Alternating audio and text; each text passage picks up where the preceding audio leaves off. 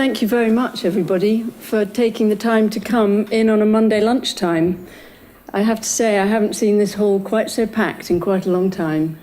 So it's I'd say that's pretty heartening, actually. But I suspect that some of you aren't here for heartening reasons. But hey, let's go. This is about a tradition, actually. This event is a tradition in the AA calendar that every year in November, that the AA director, or in my case, interim director, gets to give a presentation about the state of the association, which is a very grand title for saying who we are and what we do, and who we are and what we are doing this year. So, as your interim director, I'm going to talk about, in the next half an hour, 40 minutes, because it's hot and cramped, about a few key facts, few figures, projects and aims for this very, very busy and incredibly important year in the life of the AA, which I don't need to tell you. Now, what was supposed to happen was there was a link. We had a live link with Hook Park all last week, and I think it's intermittent in reception. There's a small television screen in reception at the moment, which is a window into Hook Park, and mostly you can see chickens eating. But occasionally you see some of the inhabitants of Hook Park, and the idea was that the inhabitants of Hook Park could be with us as well today. But unfortunately, BT have let us down, and the link at Hook Park is pretty insufficient. So there is no link at 1 o'clock on a Monday lunchtime in 2017, which is something to work on, I would say. So anyway, hello Hook Park, because you're part of us as well, and they'll hear this maybe on a delay. So I'm going to talk about two things. I'm going to talk about who we are, and I'm going to talk about what we are doing here, as if you don't know. But let's just remind ourselves, I think is probably a good opportunity to do that. So who we are, in very, very broad terms. I'm not talking about individual faces, jumpers, pairs of shoes, haircuts, glasses. I'm talking about numbers of individuals in this building. So, and I'm going to show you over a number of years, because it's no use looking at 1 year in isolation, because it doesn't mean anything. You need to look at things in sequences of years, so you get to see some kind of pattern going. So what you can see on these numbers is these are students. These are all of you who are students in this room. In foundation, you can see the number goes up and then it starts to go down. Undergraduate, you can see the number goes up and then it pretty well plateaus. In graduate, you can see the numbers gradually going down. And overall, it's pretty stable, and then it goes a little bit down this year. What you need to take from that is all of the information that is underlying those numbers. Don't take them at face value. But what it does tell us is that in foundation, we can only advertise for students home EU and EEU. We can't advertise for international students. We don't have the status to do it. In the graduate school, we also have an interesting relationship with international students, in that the value of their visa for international students, particularly at graduate level, means that they cannot work in this country. They cannot bring a spouse. Those are quite important things to keep in the back of your mind when you're looking at figures like that. So this isn't to show you that the AA is going down, that the AA is bumpy. It's showing you that the climate out there is changing, and the external factors around us really impact on what we do now. More so, I would say, than any other time in the history of the AA. So just keep that somewhere in the back. But the other thing you really need to know is that application numbers are better than ever. And that's the bit that we don't show you. Application numbers for all areas of the school are phenomenal. This is kind of the international, some of the international makeup. Again, I don't need to tell you, we're a wholly international school, and anybody who's in this position holds that very dear. This is just the top 10 nationalities for you, but this is not to say that we don't. We represent in and around 70 different nationalities in this school. These are just the largest figures, but we have representatives, one or sometimes two, but even one student from far-flung parts of the world somehow find their way here. One person from an entire population. I think that's quite remarkable. But these are interesting. The other thing I think is interesting about these figures is that we're often asked about, how British students, not so many British students. Well, you can see from this, our British student intake is second highest in terms of, I don't know what that means, whether I'm supposed to feel proud or odd about that, but I don't know. But it's the question that's often levelled at me. Why not more British students? Why don't you support more Brits? Because we support everybody. The other little bit of numbering statistics in terms of home, EU and international. These are important things to understand. Undergraduate level, you can see our home, EU, EEA and international student, overseas students, pretty even. Not a lot of fluctuation there. At graduate level, many more international students. What I read from that is just an extraordinary commitment at graduate level of the extent to which graduates will go to come here. That's an extraordinary percentage of international students at a level where you've spent at least 5, probably 7 years in your education. God knows how many dollars and pounds later. You will know those numbers very, very well. But I think it's important to get a sense of that level of commitment and what we need to do to honour that. And what you can see from the bottom, overall total, the international Tier 4 international student tips the balance for us. We are a wholly international school. And then just a little bit of background in terms of what support those numbers. 728 students this year. In terms of staff, there isn't a total there, but the total is 411. If you take away the 50 at the bottom, the 50 consultants visiting school, and you just look at the number above that, so it's about 360 staff. That's 2 members of staff pretty well to every student.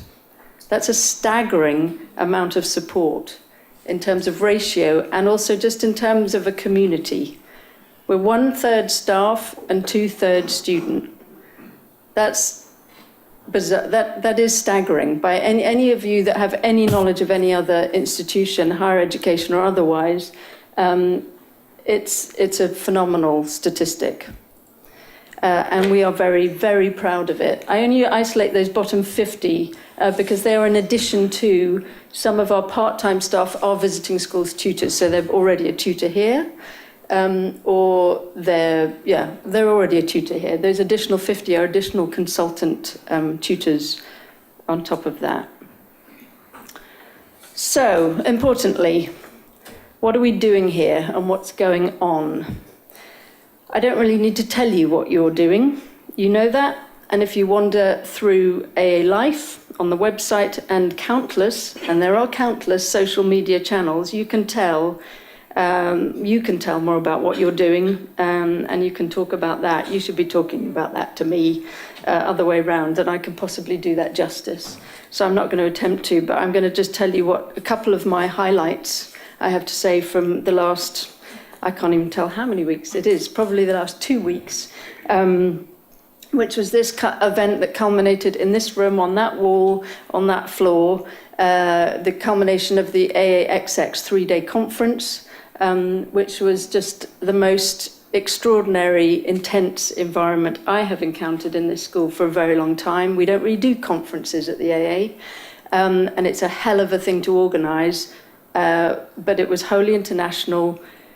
Yes, a lot of women. There were a few men, 2 or 3, that wandered in and out, and there were children as well at the end of the week, who I have to say had the most extraordinary confidence, ease of, lack of inhibition, that any of you who are in and around children will know that already. Any of those of you who are not, I suggest you do a compulsory day with Little Architect. In fact, I'm going to make it compulsory if I'm here for at least, well, I am for a few more months. And compulsory, I just mean I really, really recommend it. It's an extraordinary experience. And somehow they found their way here. The other really fabulous event that's happened last week is that there's quite a lot of progress with Wakeford Hall down at Hook Park. The robot has been very busy, and so have all the students that are working with the robot. And here are some of the components. And on Friday, this is just a test. They're not actually constructing yet, but this is a test of one of the components of the new Wakeford Hall Library building, which is beginning to go on site. Foundations are being laid. It's an extraordinary project, very complex project, and there isn't another school in the world that does a project like this. And it is supported in extraordinary ways. So I just wanted to share that's the latest moment. But meanwhile, and this is the bit you don't know, or less likely to know, even though I have to say everybody, except for those new cohort that have come in this year, have really been a part of. So some of this is just as a reminder for everyone who does know this or thinks they know it, and really an introduction for those of you who don't know. But it's what a lot of people along that corridor, the one above the library, work on. And they work on it in order for you to do your stuff. So there are two big projects that we're working on up there. One is called Taught Degree Awarding Powers. Achieving taught degree awarding powers, which is what this school needs to do in order to remain international. The other project we're doing, which we happen to have on site, is a big construction project, which again, if you all stand on the terrace and look down south, you'll see a big muddy hole, and you'll have heard it, and you'll all have suffered the noise and the racket. What's going on there is a new digital prototyping lab, which will occupy 3 basements across from 36 through to 39. And Angel is the man to go and talk to about it. Angel has the plan, or the isometric view of those spaces pinned up on his wall, and he stares at it over his computer every day, hoping any minute now it's going to be done, so he can move in with his machines and help everybody make more models. There's a lot of movement around that, but that project is progressing very well, and at the moment, that's all I need to say about it. What you really want to know is when it's going to be ready and up and running. The first phase, which is the largest phase, will be complete in January. So we will then have a couple of weeks to get our machines in, get settled in, and hit the ground running. What we've been working extremely hard at is how to keep all of our machines running whilst we're all working in the building, whilst we've got builders in the muddy hole down there, finding rivers, underground rivers, and rotten foundations and all sorts of surprises, but to keep everything going. And that's been quite a team of individuals, and I'm not going to name anyone right now because it isn't about names, it's just about bodies and mind power and time and effort, and that is all going on. What I'm really going to focus in on is taught degree awarding powers and the importance of that for this school right now. This is a very, very important year for us. Now, all of those of you who've sat through a lot of TDAP conversations will know that this process started back in 2015. And it was hoped that we might get through that in about 2 years. 2 years was a sort of average time. After a year, what it means is that you have a government team from the Quality Assurance Agency come and they scrutinise our processes. They sit in on all of our meetings. And when I say our processes, I mean the processes of the school, but not the academic ones specifically. All of the governance processes, so academic committees, the council committee meetings, all of those parts of the school that are about keeping the doors open. So not interested in architecture. They're not interested in architecture. unless it's a hobby of their own. Let me make that very clear. So they're in the building for 6 months. They're so excited about what they see. They actually want to come to the diploma final tables. And we say to them, well, actually, that's not part of the deal. But we say, actually, you're so extraordinarily impressed by a lot of what we do. It's odd. It's very odd. But you do it pretty well. So can we come and see how you assess and how you do those things? Of course they can. So then they go home and they say, the one thing we're slightly, we're less sure about, maybe, is your corporate governance, your council. How does that work? So I'll come to that again in a minute. So just as a very brief rundown, so they came, the scrutiny team come in January 2016. They stay for 6 months. By the summer of 16, they say, we're going to go away for a year because you need to sort out some issues around your council and that corporate, what's called corporate governance. And then we'll come, if you do that, then we'll come back. So the big project for us last year was to sort out our corporate governance. And what I mean by sort out, I will come to. Let me just go back. 7 good reasons why we want and we need TDAP. So that our parts 1 and parts 2 and our academic degrees as they stand are recognised around the world. The A diploma is actually recognised and can translate. We have lived on a reputation for many, many, many years, 170 to be precise. And increasingly, because of the climate out there, that the value of an A diploma has a different nuance. So we need to make sure that our students can confidently go to someone and say, this means something. This is a worthwhile bit of paper. It means we can award our own degrees. We can set our own academic regulations, which the QAA have already told us are outstanding in so many ways. Odd, but pretty outstanding. And so that we don't have to have an affiliation with the Open University. Now, I mean that not because we don't want to have anything to do with another partner. I just mean we don't need to rely on them in order for us to award our own degrees. We can have partnerships with whoever we like. That's great. International visas. I've already touched on the fact that graduates cannot work when they come here. They're not supported. That's an extraordinarily competitive and compelling argument to say we need to be able to support that endeavour after so long of studying. Our foundation course will have an award. At the moment you do the foundation, you get nothing except for the joy of having been here, particularly this year when you've had to contend with drilling. Retain our students' ability to have access to student loans.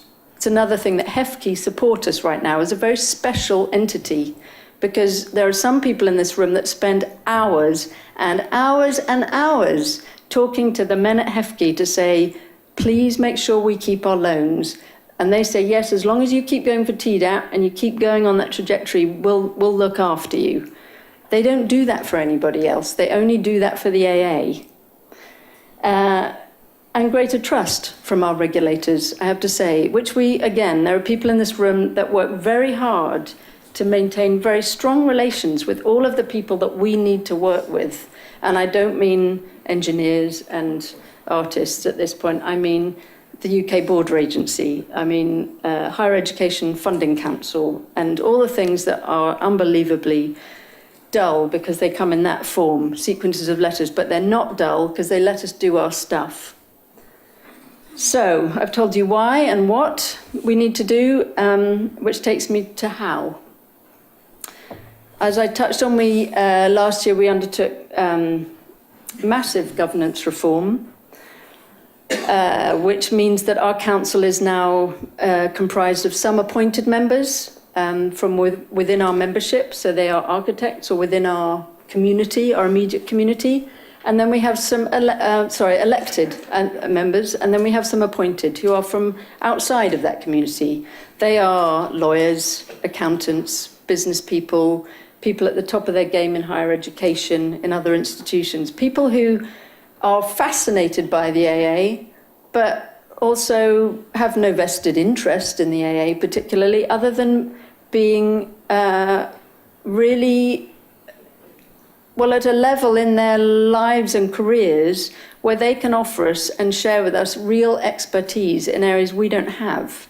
Or maybe we're not prepared to, maybe we have it, but we haven't shared it up to this point.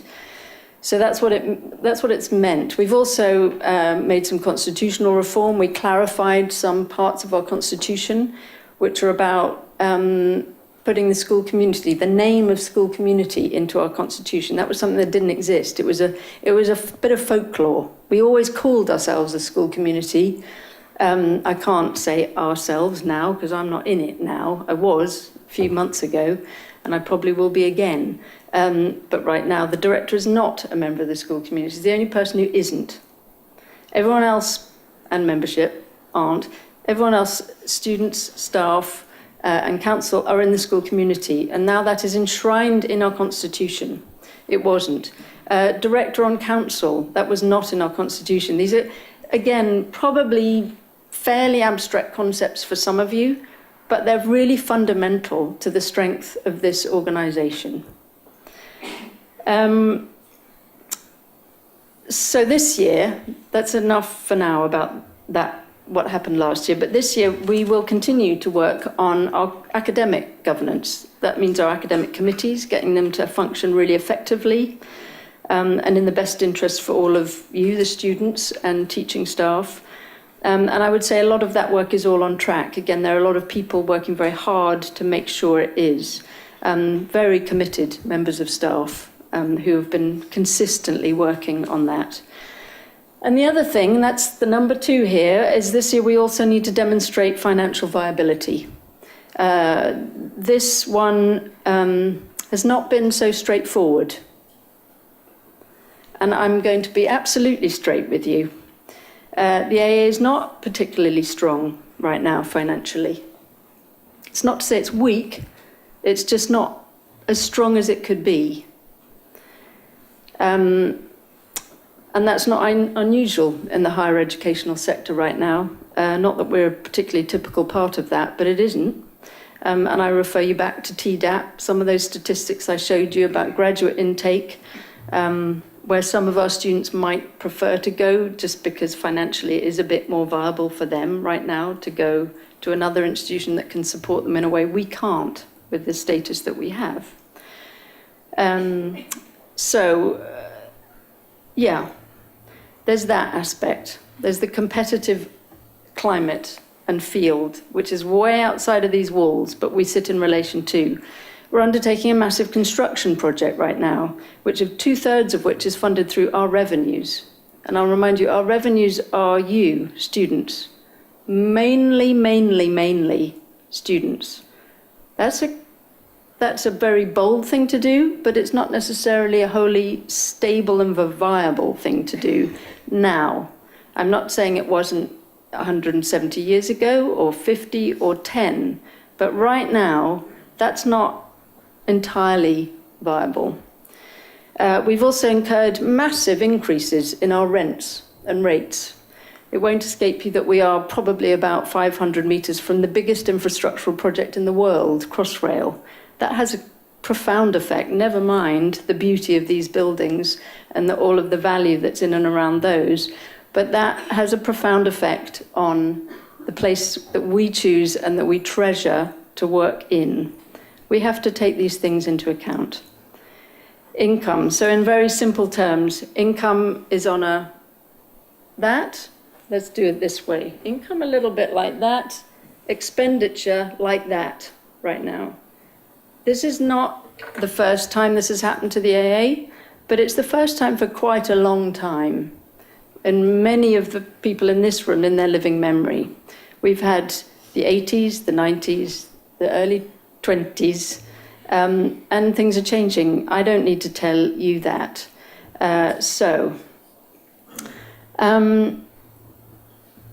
What you all do need to know is that there are clearly identifiable factors for why this is happening at the AA right now. And they're all being studied and scrutinised by our staff and are much more expert, not more expert than us, but more expert than the council that we've had previously, no disrespect to them. but really scrutinised by those individuals who I can also say have spent hours of they are unpaid, hours of their time helping to work and navigate some of those projects. It is my responsibility with council, and as a member of council also, to ensure that we are entirely in control. And I will quite straightforwardly say to you that we are. Do not let an AA journalist who has not done his research suggest otherwise. So I guess that takes me pretty neatly onto the events of last Thursday, when it was announced to the AA that we'd entered a redundancy process. So I will refer to the statement issued, because it seems that that's probably quite useful. It is my duty, as both interim director and as a member of council, to inform the school of actions that will be taking place in the coming weeks to restructure some of the non-academic areas of the AA. These actions may, very regrettably, result in a number of redundancies, although no final decisions have been made.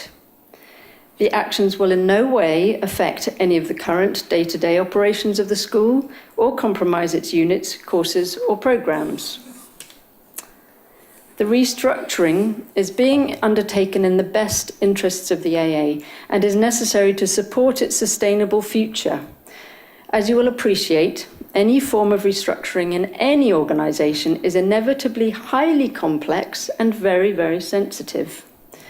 I want to assure you that the actions being planned have been given the closest of scrutiny and most careful consideration. So then I went on to say, I then went on to ask, out of respect for those in the process, which concerns 16 individuals, to leave all speculation and conjecture at the door, which of course, as we all know, in large part didn't happen. This, I will also be straight with you, was saddening for me personally, but I think for individuals in that process, profoundly, and in some instances came dangerously close to compromising that whole process. Not pleasant for those involved, that wholly understood the circumstances of why we find ourselves in a situation that we are in, and really not wishing for any attention. So, in summary of that part, yes, the AA needs to be in control of its finances in order to A, honour those who provide its main source of income, you, the students, and B, to support a viable application for TDAP to support the AA's future. This means looking very closely at its operations. It cannot sustain loss-making areas in their current form. It cannot, that's gone bright. Let me repeat that. It cannot sustain loss-making areas in their current form. This is what it means. This is what is meant by roles and departments being made redundant, but it does not mean that the functions will be scrapped. There will not be no AA files, no exhibitions, no fundraising. It's far from the truth. What it means, it's about an organisation looking at how it operates and how it can operate viably and effectively. And that's different now to probably what it was 1 year from now, going back, and it likely a year from going forward. But this is what it means right now. And yes, multiple scenarios have been studied very closely of how we would potentially do that, which I know is a question for many. So for us to fully appreciate how difficult it is to take very tough decisions, and how it's not down to one person or group to be accused of vandalism, I want to remind you of what roles we occupy here and the importance of respecting those roles. So I'm going to very quickly go through. I think everyone in this room will be in and a part of some of those areas, starting at the top with the student forum. Let me remind you, student forum is every single one of you students. It isn't a representative body on behalf of students. It is every student. There is no single representative. It is informal. It doesn't have a terms of reference, doesn't have a constitution of its own. It's an informal grouping that can determine the activities it wants to do. But it isn't a representative. It's all of you. School community means you have the right to vote. The school community is in our constitution, and it gives the explanation of who's in that grouping. A powerful body in this school, as you all know, and that's why we fought to make sure it remained, or it even reached the constitution and was no longer a piece of folklore.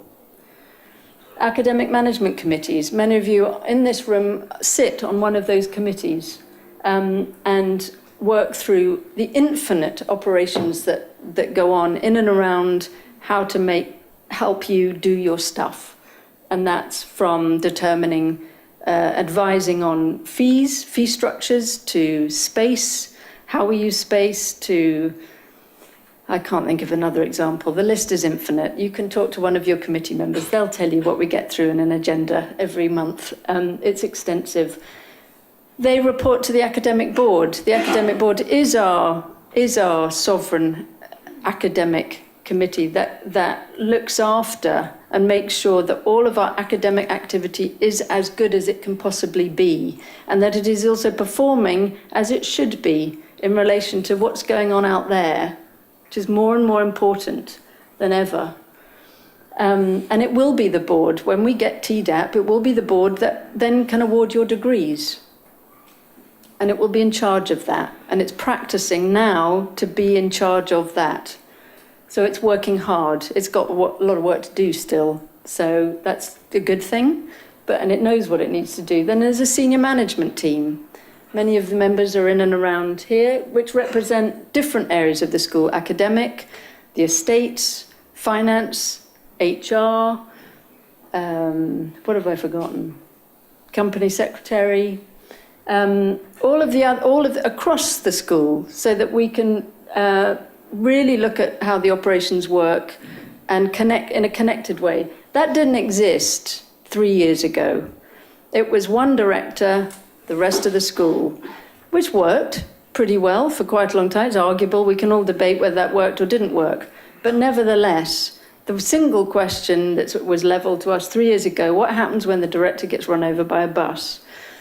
So one structure that many people worked very hard to try to put in place was a structure where it would be, it's not to say it would be okay for a director to be run over by a bus, let me put that proviso in, but if something should happen or they're not here, actually there are other people who can be accountable for what's going on. And I mean that now, even when I go home for the weekend. I don't mean getting run over by a bus. I mean just not being in the building. So that's a bit of what they do. Then there's the director, and I work with everybody. That's me right now, with council, with senior management, with the entire community, to deliver a strategic vision and ensure financial viability for the AA. These are the two central aspects of that job, which doesn't sound very glamorous. It's not very glamorous, it's just work, like we all work. But they're important, quite complex things. And as you can begin to start to see, they're not something you do on your own. They are wholly dependent on all of these and contingent on the relationships around that. And council, ultimately responsible for governing the AA, legally and morally bound to act in the sole interest of the AA. And I'm going to say it again, and I've underlined it, legally and morally bound. They are the people, unpaid, selected for their talents and their exceptional talents in various different areas to make sure that we are okay. And they interrogate everything we do, and by what I say we, everything that senior management presents to them as work that we're doing, it is scrutinized. They carry the can legally, and there are plenty of cases recently where That's happened. Kids Company, let's talk about that. We won't talk about it right now, but I'll mention it. You can look it up. You can see what happened there. What happens when trustees, one, don't know what their responsibilities are, legally and morally, and two, what happens when that goes wrong. So our council makes damn sure that that doesn't go wrong. That takes some work. So this is another version of how to look at that. Now, I'm going to say one thing before I'm ticked off for it. That solid line between AA Foundation should be a dotted line, okay? So just imagine a dotted line right there. This is another version of what we are. The school community at the middle, the heart, the director on the edge, because I'm not a member of the school community right now, the wider membership around, and AA Inc., which is what the whole kit is.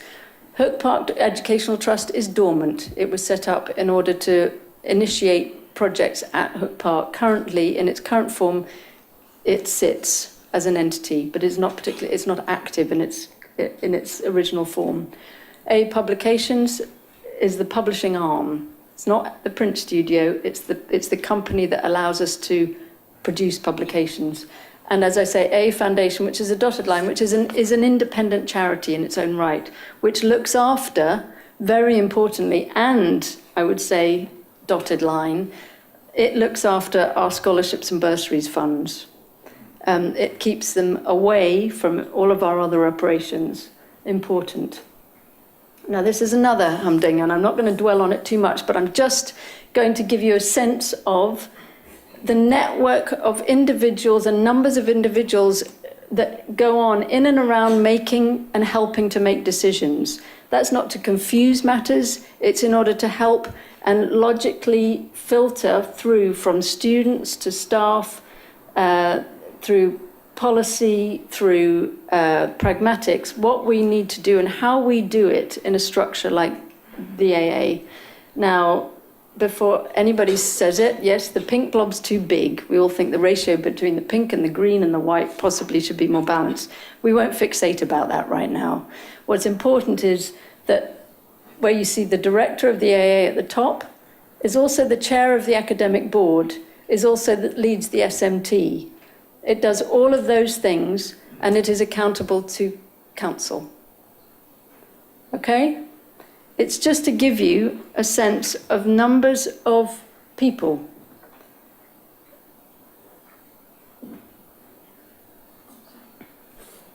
And it's there to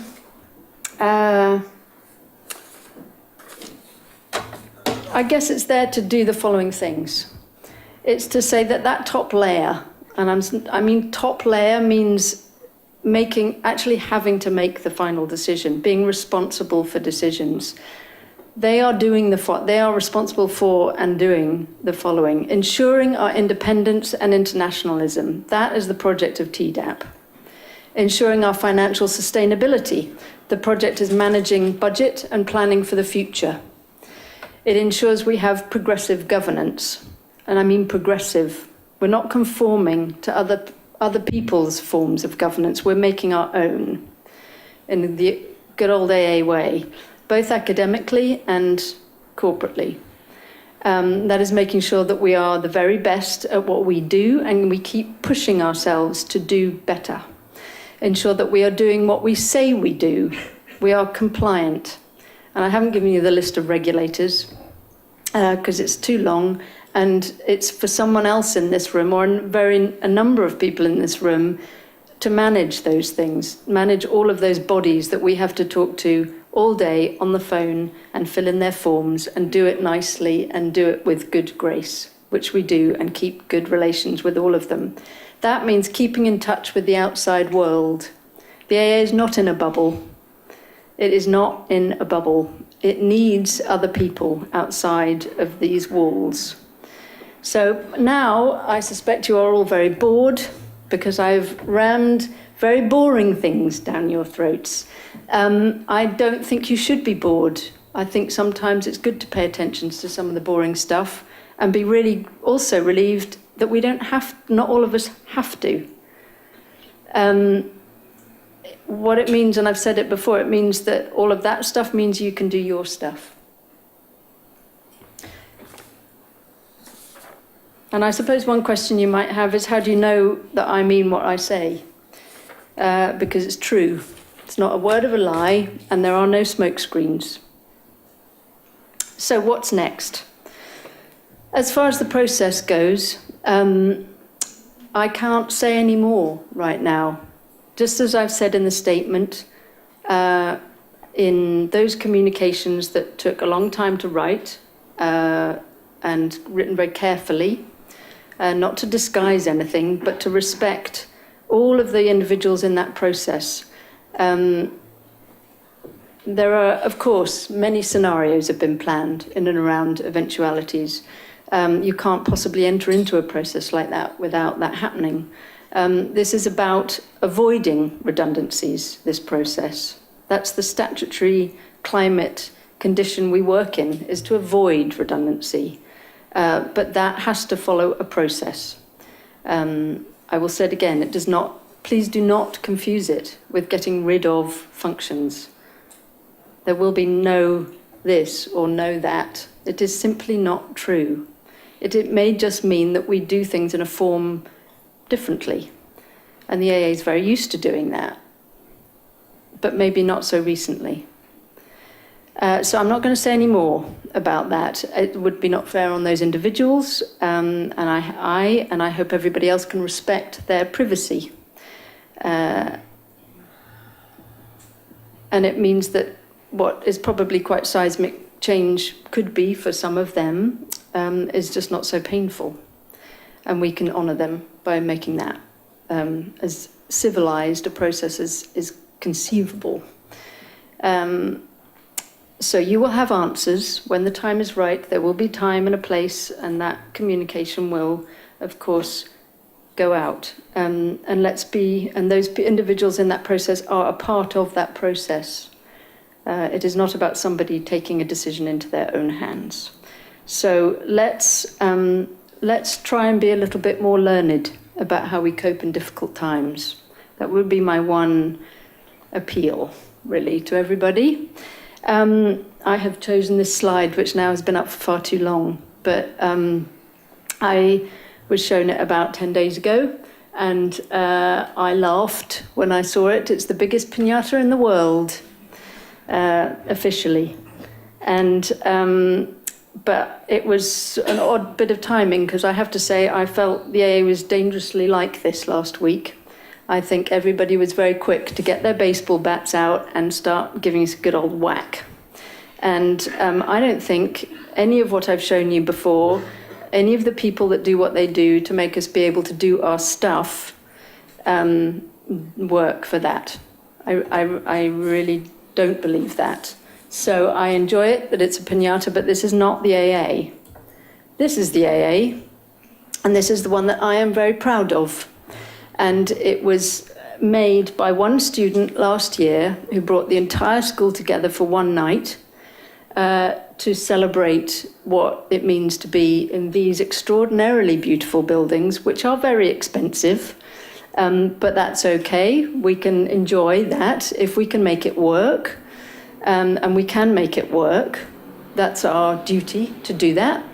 And I would ask that we all continue to carry a metaphorical toad. That green and pink thing is a toad, inflatable. And this is my bit of toad, and I wear it quite a lot.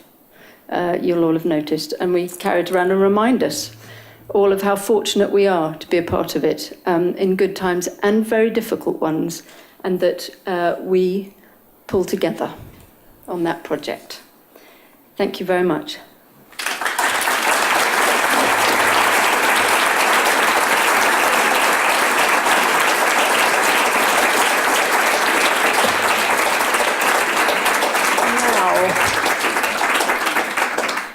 Now, I took 50 minutes, so I blew it. I said I'd take 40. I'm going to take 2 questions, only because we've got 10 minutes.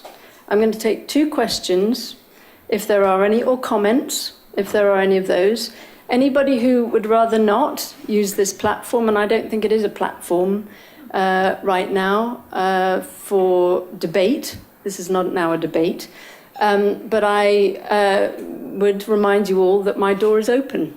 And anybody, much like several groups of academic staff, several groups of students came to me last week, sat down, we had a very good, rational conversation.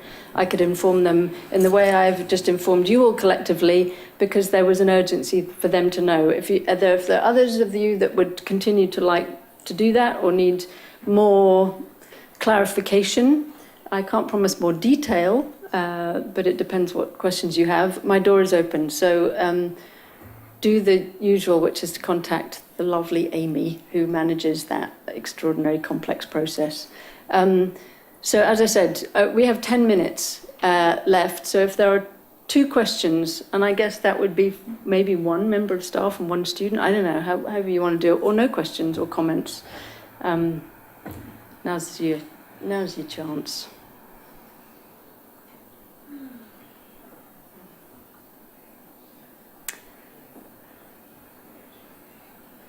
Okay. Oh, there was one. Hello, Fred.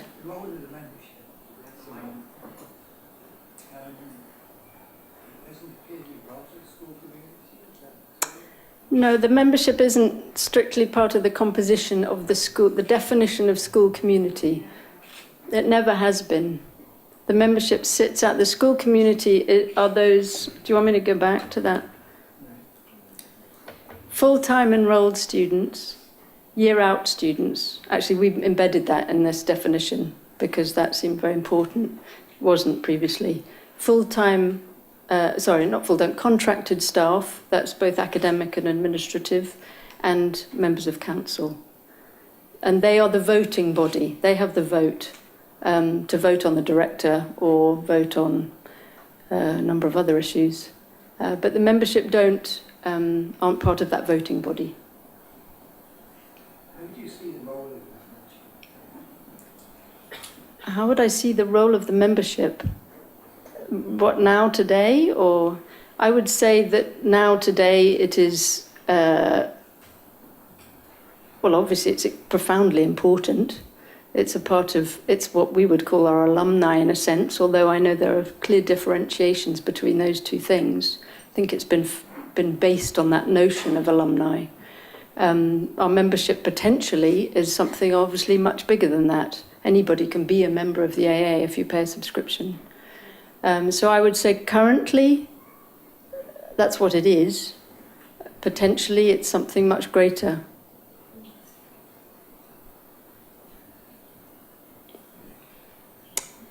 No other questions?